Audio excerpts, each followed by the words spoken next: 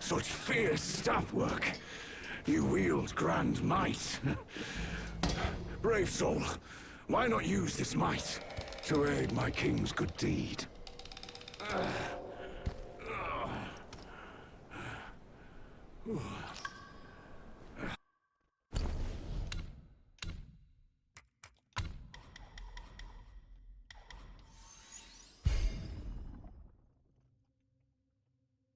Nice. Upon successful hit, so the light attack combo moderately increases attack for a short duration. Not bad, not bad. Okay, we have all the lessers, all of the chiefs.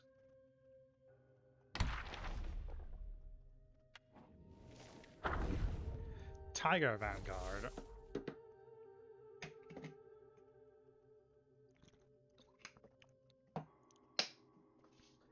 Gathering strength with a mighty roar, transforming stones, launching surprise once more.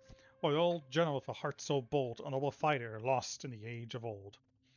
The Tong monk and his two disciples pressed on. Before half a day had passed, they came upon a towering peak dire to behold. As they gazed upon it, there arose a tumult of wind, and from the mountainside leapt a tiger, dappled and fierce, its tail lashing in the wind. I am no common beast, it roared. I am the vanguard of the Yellow-Wind King. By order of my liege, I patrol this range and seek out mortals to serve as side dishes for his brews. The Yao Guai closed in with a flurry of claws aimed at Bajin's face. Wukong got at his staff with a shout, "Take him!" Baji rallied his courage, and the Yao Guai fell back into disarray. Panicked, it slothed off his skin and draped it over a tiger-shaped rock. Loose from its flesh, it transformed to a screaming gale and raced back to the mountain road, and there it found the Tong monk chanting his sutra. In a trice, the tiger seized the monk and bore him away on the wind. The tiger brought the monk to the mouth of the cave, and, stilling the wind, spoke to the guard. Tell us to our master. The tiger vanguard captured a monk and awaits the king's decision at the gate. The guard rushed in to report. Out came two tiger cubs who hailed the vanguard as their father and made their courtesies. The older cub asked, "Where did you find this pale-faced monk?" The vanguard laughed. "A stroke of luck. I was patrolling the mountain and chanced upon him." The younger cub overjoyed said, "Well done, father. Teach me how you did it some day." Even as they spoke, the master of the cave sent word, "Bring him in." Along with his sons, the tiger vanguard presented the Tong monk before his master. "My king," the vanguard began, "I was honored with your command to patrol the mountain. By chance I have come across a monk, none other than the Tang Emperor's sworn brother, Tong monk, bound for the journey to the west to seek the scriptures. I seized him and now offer him to grace your table." The master, surprised, demanded the full tale. The vanguard knelt to one side and recounted the fight. "Hold," said the cave master. "We do not eat him just yet." The vanguard protested, "My king, it is against our nature to refuse the food before us." But the master replied, "You do not understand. Eating him would be no great matter, but I fear the two disciples of his will come clamoring at our gate. It is safest to bind him in the wind rest point in our rear garden. Wait 3 days or 5. If his disciples do not come to our gate, we will boil, steam, fry, and roast him at our leisure. There is no rush." The vanguard rejoiced. "Wise beyond measure, my king. Wise indeed." The two young tigers followed their father out. The elder muttered, "Master has always devoured mortals without a second thought. There should be something he left unsaid." The younger added, "He seems almost afraid of that mortal."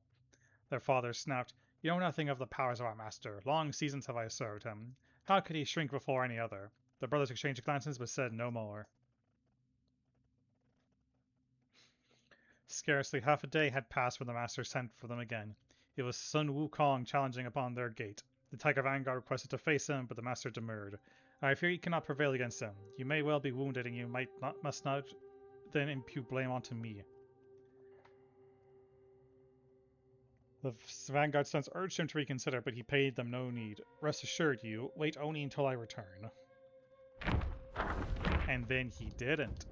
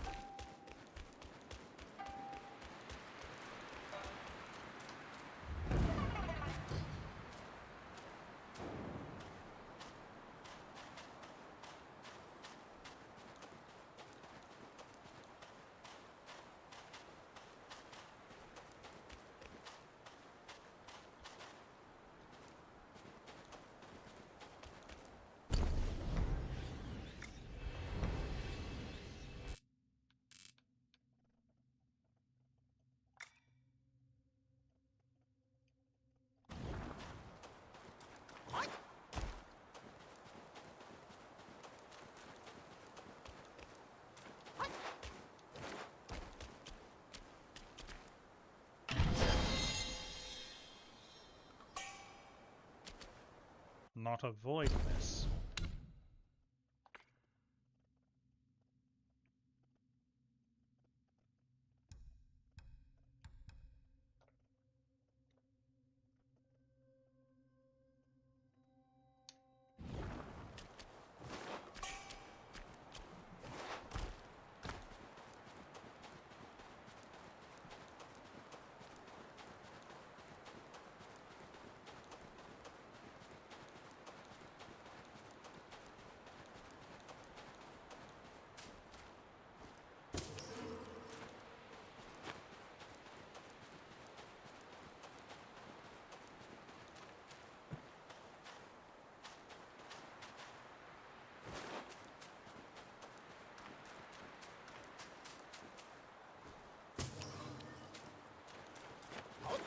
Still waiting for the day the licorice rise up and attacks me. Oh, meditation spot.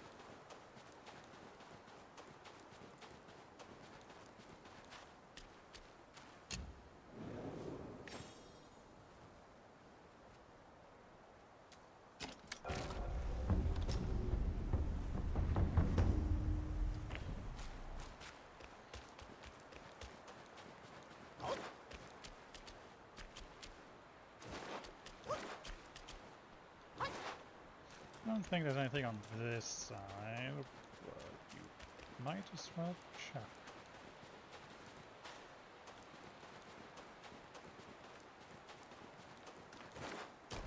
Nope. Oh. Never mind.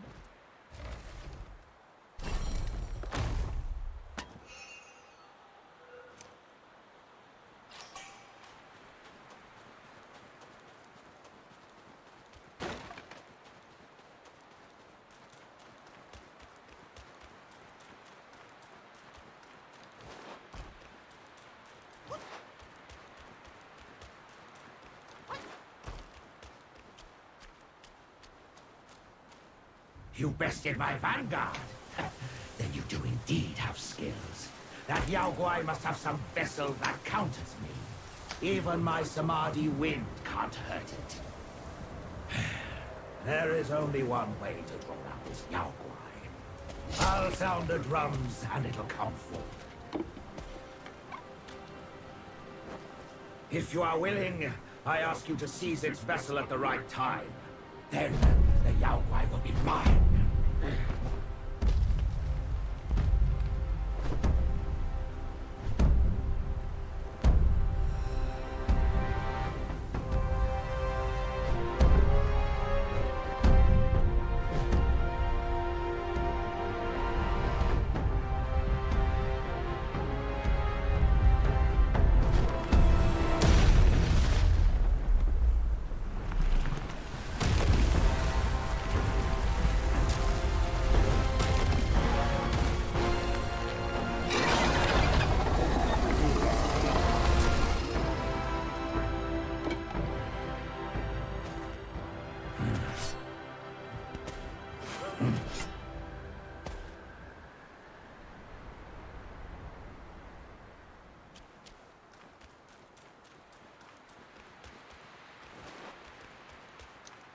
Alrighty, who's ready to fight a giant beetle?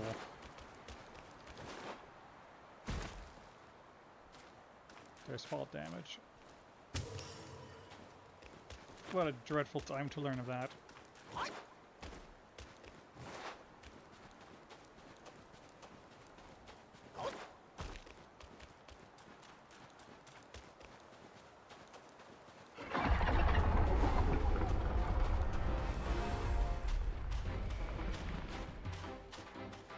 What's the sound? The beetle's coming!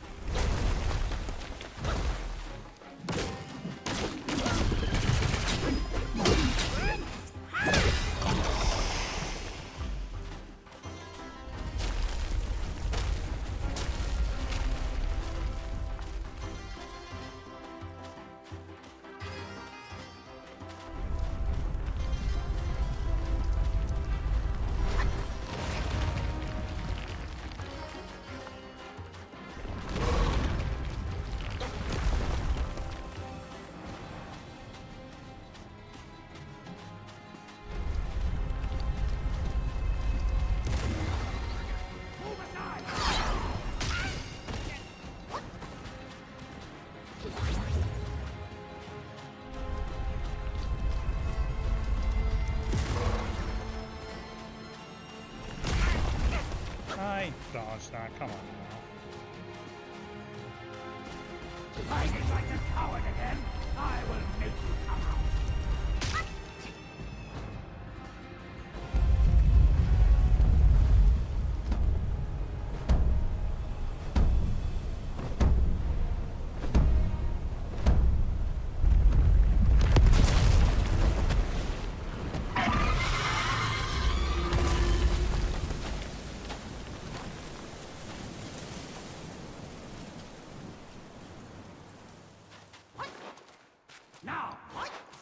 the vessel!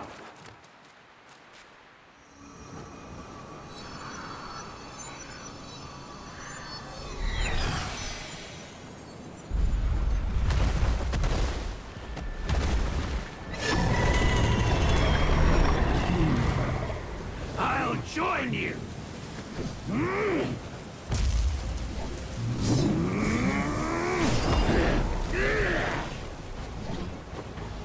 Hell yeah! Monkey and rat! The ultimate team up. My apologies.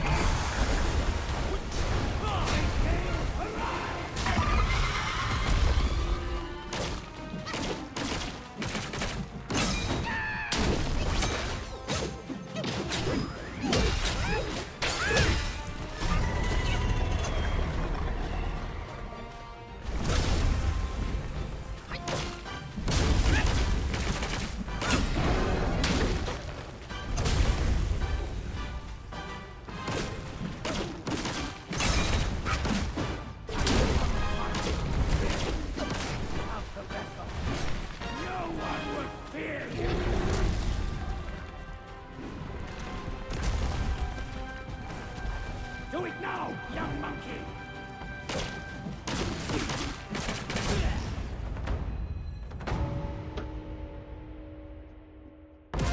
Monkey and rat! The ultimate team up! Beetles fear our might!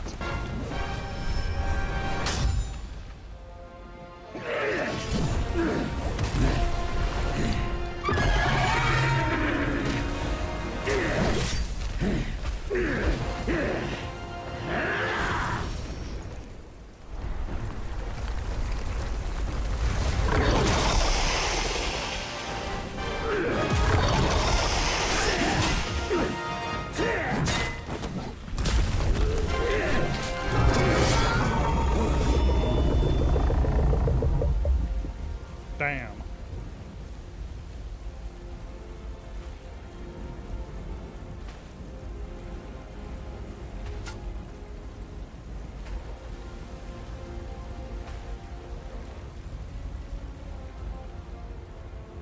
On the folks' behalf, I thank you.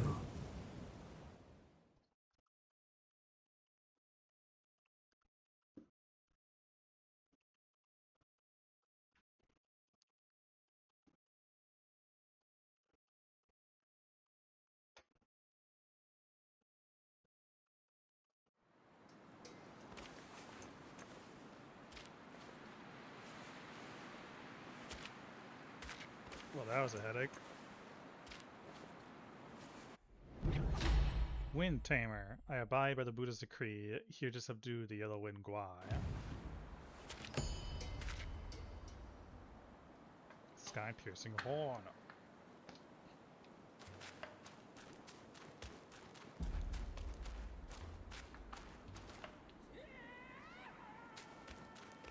Where's Warthog? Squire?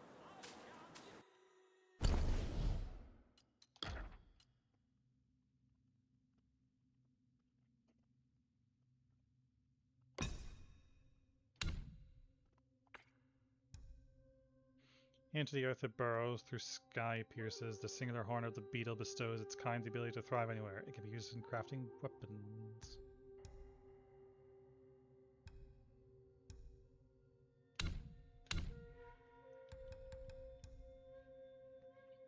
Old iron leaves.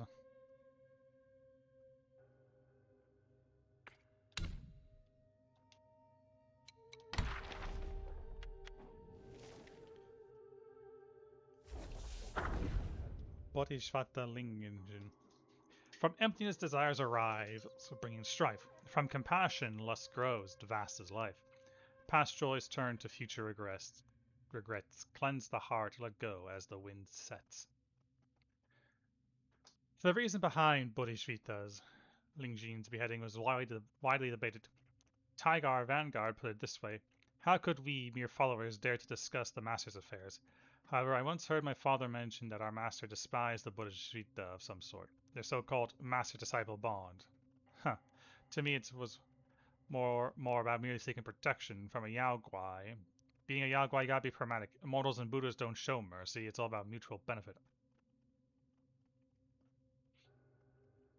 The King of Flowing Sand seemed to know more details.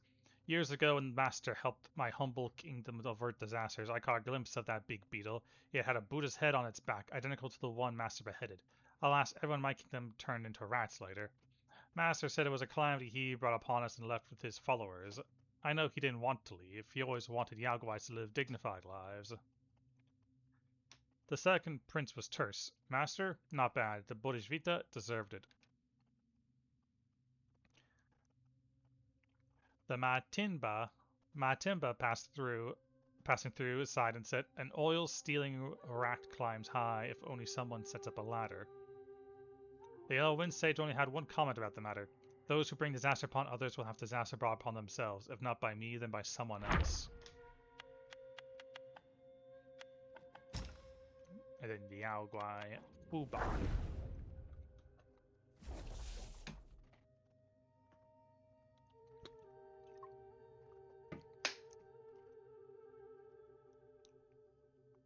Armored strong with horns that rise, burrowing brings endless human cries. A Buddha's head, yet ominous it seems, one side a saint, the other a fiend. The kingdom of flowing sands, abundant with gold, marked the sun's daily demise. The sun, truest of fires, plunged into the western seas, and the waters boiled and hissed at its touch. Each dusk, as the evening bell tolled, the king sent men on the ramparts, where they beat a great drum and sound clarion calls, thus neutralizing the noises of the seas, which would otherwise be sharp enough to ravage babies in their cradles. This drum, known as the Drum of the Setting Sun, was a gift from the Buddha and granted peace to the common folk. In gratitude, they filled their land with golden statues of all those enlightened, and the place came to be known as the Buddhist land of gold. Yet, as the years passed, the people's reverence for the Buddha grew to overshadow their regard for their secular ruler. This did not sit well with the king of flowing sands. The chancellor, sensing his displeasure, petitioned for an end to Buddhism, and so the king decreed the razing of temples, the banishment of monks, and even the change of the kingdom's name.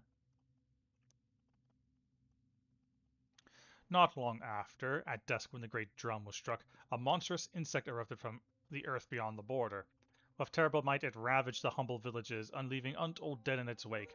From then on, the sound of the drum unfailingly drew the Yao Guai from its den to wreak new havoc. The people declared this to be karmic retribution, the result of the king's impiety. The chastised king halted his suppression of the Buddhist faith and sent armies to slay the creature.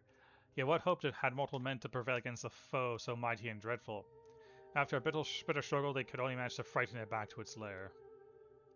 Fortunately, there was an enlightened monk, yellow of hair and garb, passing through the land.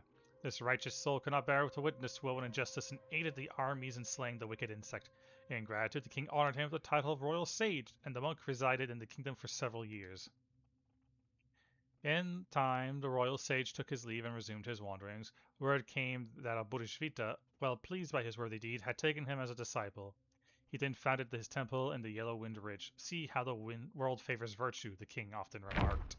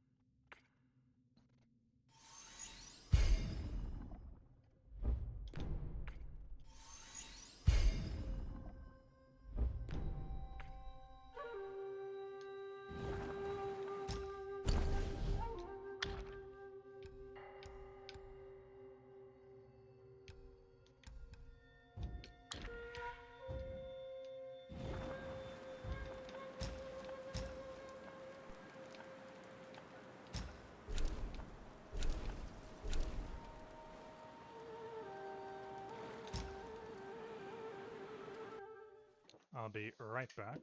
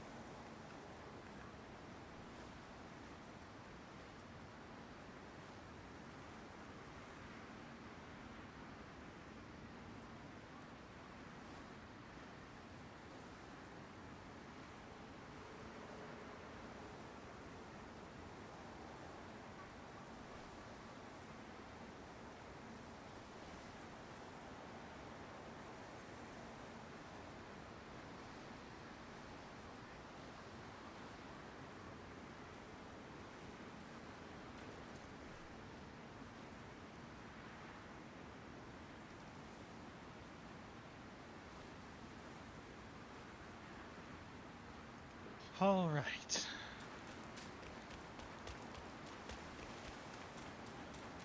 Only one thing left to do.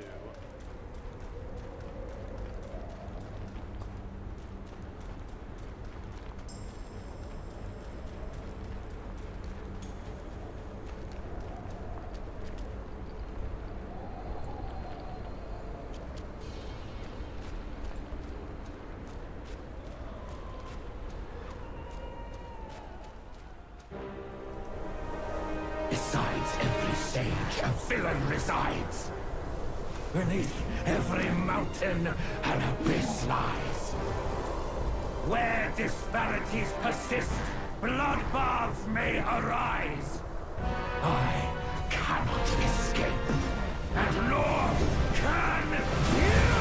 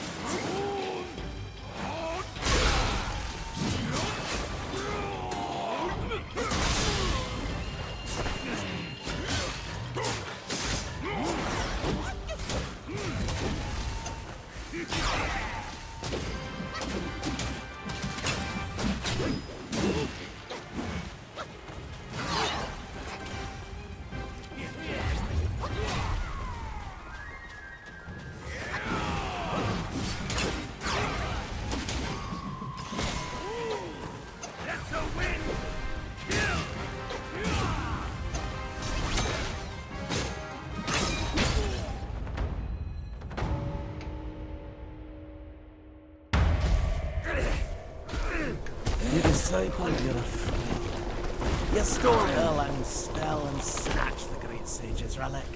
You even took your master's heed. Just for a short reign over this barren valley.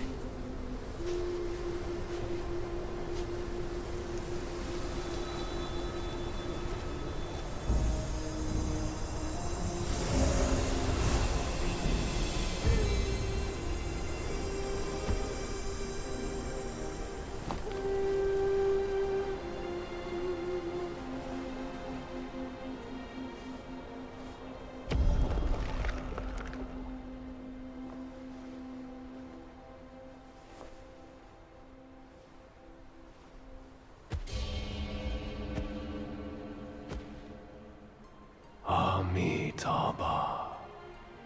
I am Bodhisattva Lingji of New Mount Sumeru, the warden of this rat. After the great sage's passing, his sixth senses were scattered across the mortal realm. This thieving rat chanced upon one of them, yet hindered by his meager might, he could not absorb its power. Thus he schemed with wicked intent. A victim of his deceit, I had my head taken by him. The sense requires such a grand container to release its power. I should bear the blame for his reign of havoc upon this ridge again.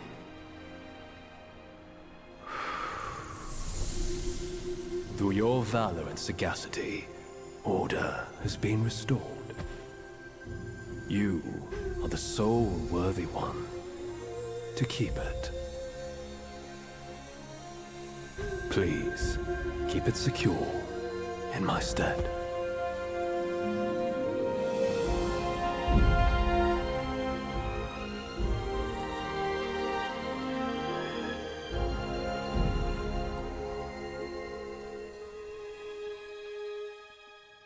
It's a stone thing.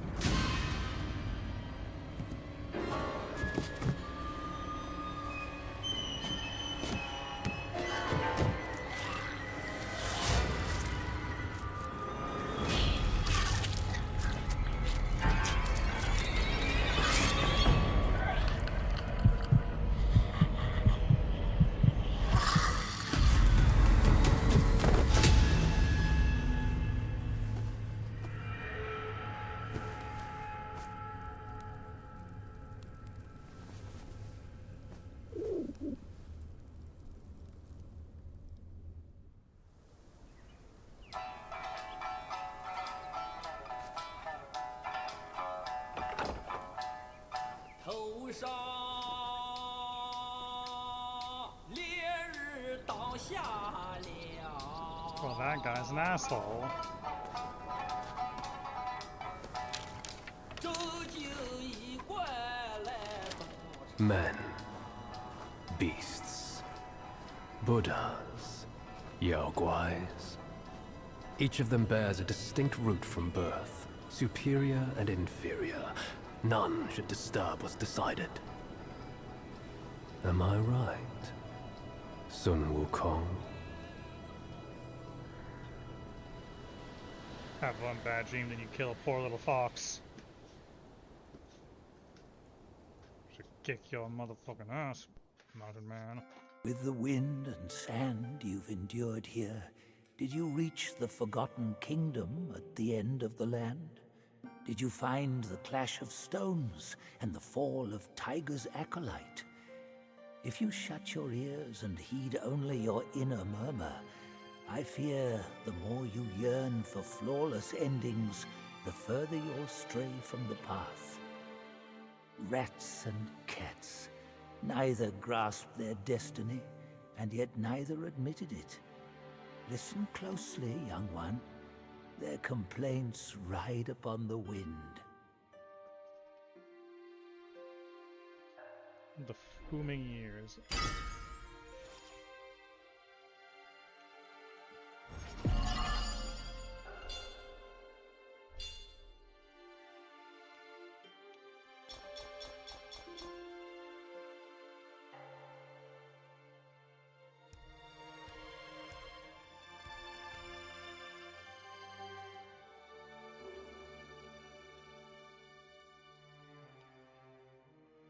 Spared him, punished him, avoided him, eluded him. Master's grace taught, disciples' plot sought. His golden long staff meant nothing once mortal compassions took root. Bodhisattvas too could fall in this way.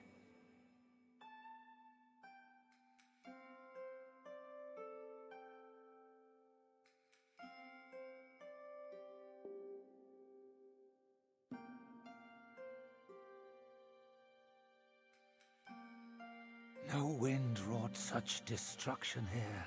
The Samadhi wind brought only malice here. Vajras and Arhats before the yellow wind shivered. Mounts of bodhisattvas, a lion scion and an elephant white, in fear quivered. A wicked Yaoguai of fierce might followed a discerning master. It was his blessing, but also became his curse.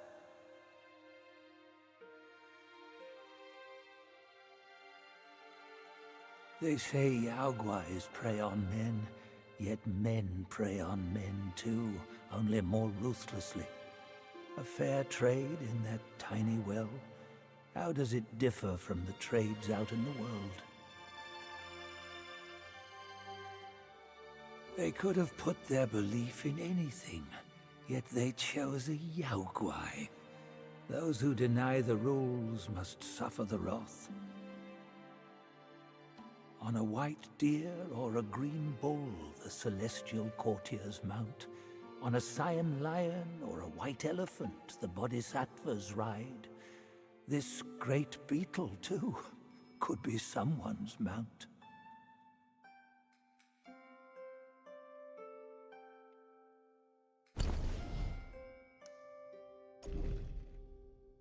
Sends invincibility duration of the first move of all varied combos, narrows the window of Rock's Hold affliction but returns half the mana cost, increases attack after perfect dodge.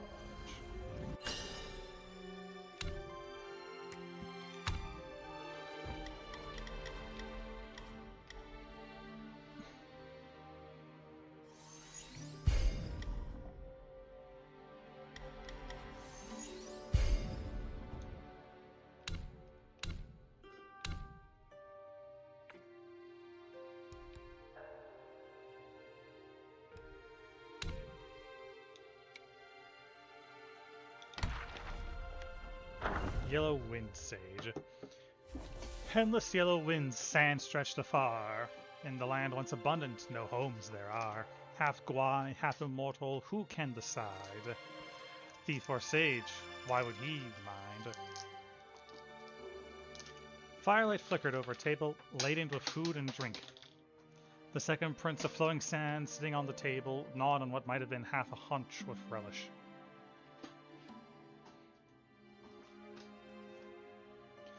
The king of flowing sand sat beside his son obediently. As someone who typically delighted in pointing out the missteps of others, he remained oddly silent during the feast. Even the tiger vanguard was on his best behavior, watching the dimwit across from him gorging on the haunch. The tiger seemed to have no appetite. The yellow wind sage sat in the place of honor, one hand caressing the object resting on the table, the head of the Buddhist Vita, with eyes closed in silence.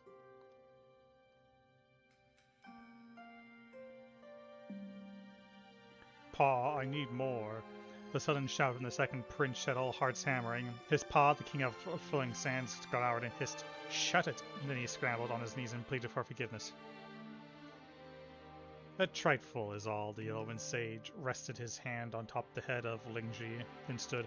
Why my master's most prized vessel, with my master's most prized vessel in my grasp, I can surely absorb that thing.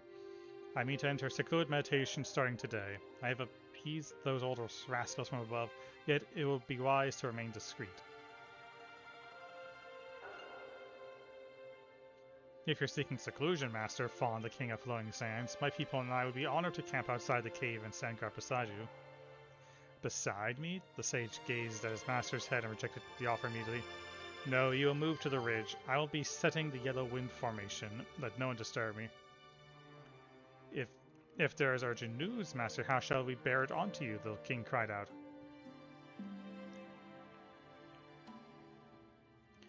The yellow wind pointed at the tiger vanguard. Have your rock brothers raise the paths of sand, each with a gate locked by a secret tally. You two vanguards will each hold a tally. Before Tiger Vanguard knelt to thank the sage for this weight he charged, the king interjected anxiously, But master, we rats have never gotten along with those cats, and if they hold the Yellowwind sage didn't want to listen at all. He picked up the Buddha head and interrupted. All of you withdraw. Don't disturb me until the very sky collapses.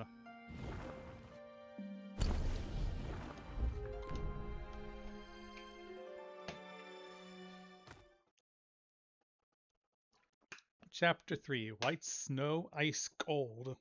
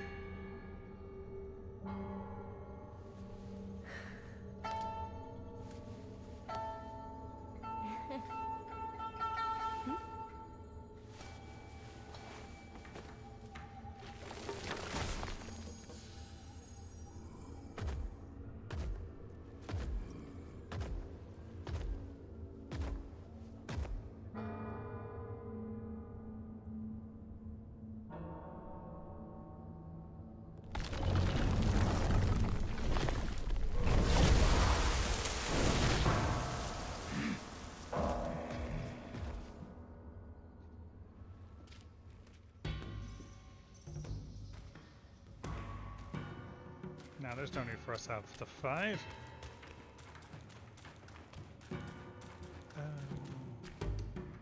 Where did you come from then, my good sir?